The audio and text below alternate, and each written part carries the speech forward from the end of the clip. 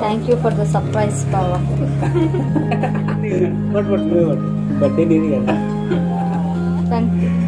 ఈసారి ఇద్దరు పిల్లలతో ఇక ఇంట్లోనే అనుకున్నా. స్వర్గంలోకి ఎంట్రీ అవుతున్నట్టుంది. నువ్వు వచ్చినాక స్వర్గానికి వెళ్ళాలని ఇప్పుడు ఇక్కడే చేసినావు అమ్మ. నేను అంటే నన్ను పుట్టినరోజు నాడు చచ్చిపోమని. హ్యాపీగా అందరూ ఆంటీ అని పిలవచ్చు, ఎందుకంటే ఇక్కడ 2 and 8 కనిపిస్తుంది కదా. నా ఏజ్ చెప్తే నీ ఏజ్ కూడా పెట్టిర్రా.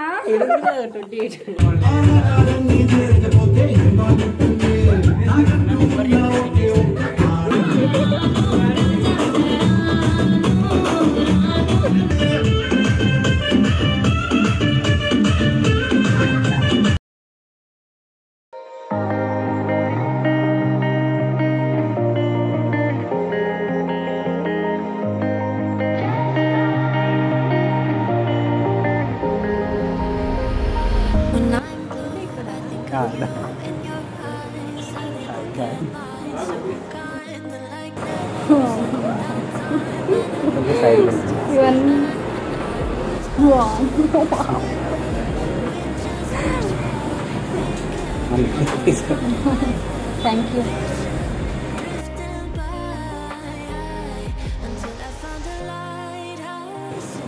బావా ఏం ప్లాన్ చేసినావు?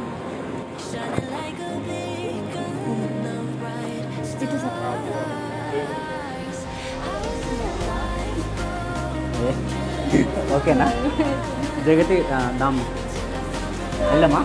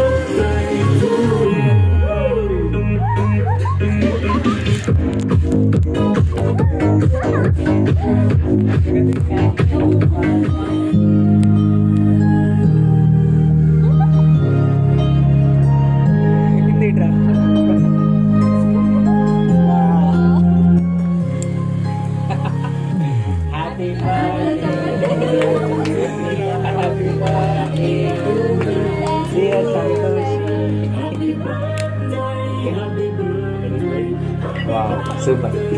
Thank you for the surprise బావా. ఓకే మేమే నీకు పెట్టాలి మమ్మీ. అవును బర్త్డే నీది కదా. నువ్వే బర్త్డే నీది కదా. Thank you. ఓకే నాకు కూడా పెట్టావు మమ్మీ కొంచెం. అడగనా లేకపోతే తింటారు వాళ్ళు. అయ్యో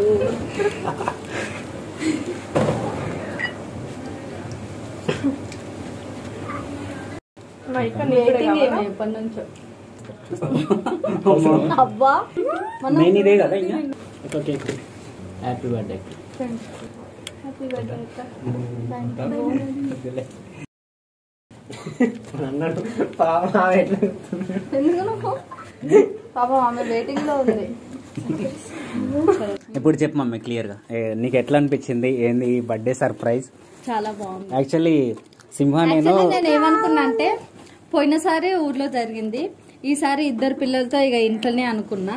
బట్ అంటే బేకరీలో మామూలుగా కేక్ కట్ చేద్దాము అని అన్నాడు, కానీ నేను ఇది ఎక్స్పెక్ట్ చేయలేదు. అంటే యాక్చువల్లీ ఒక 2 years నుంచి అమ్మ మీలాగా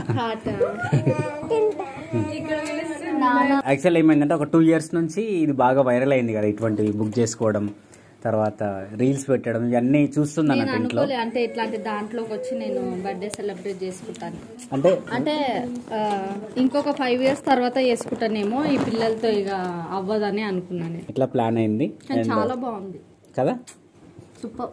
ఇందు నీకెట్లా అనిపించింది? నేను అనుకోలే అసలు ఇట్లా ఉంటుంది కాదు, వీళ్ళు ఫస్ట్ యాక్చువల్లీ వీళ్ళకి నిన్నటి నుంచి ఏంటంటే ఫస్ట్ ఒక రోజు ఏమో మమ్మీ ఇంట్లోనే చేసేద్దాం కామన్గా, ఎందుకంటే ఇద్దరు బేబీస్ ఉన్నారు కదా ఇబ్బంది అవుతుంది అంటే, ఈమె కూడా కాంప్రమైజ్ అయిపోయి సర్లే ఓకే అని అన్నది.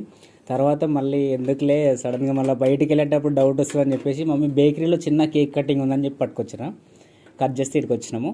ఇందాక ఫాగ్ ఎంట్రీ ఉంది కదా, ఫాగ్ ఎంట్రీ వచ్చేసరికి వీళ్ళు మొత్తం నోరెళ్ళ పెట్టిరు ఇద్దరు. చాలా బాగుంది, అది మాత్రం ఏదో ఇట్లా స్వర్గంలోకి ఎంట్రీ అవుతున్నట్టుంది ఫాగ్. నువ్వు వచ్చినాక స్వర్గానికి వెళ్ళాలని ఇప్పుడు ఇక్కడే చేసినావు మమ్మీ. అంటే నన్ను పుట్టినరోజు నాడు చచ్చిపోమని. అరే ఇప్పుడే పుట్టింది కదా, ఏమి లేదు ఎడిటింగ్ లో డబల్ వేస్తలే కానీ.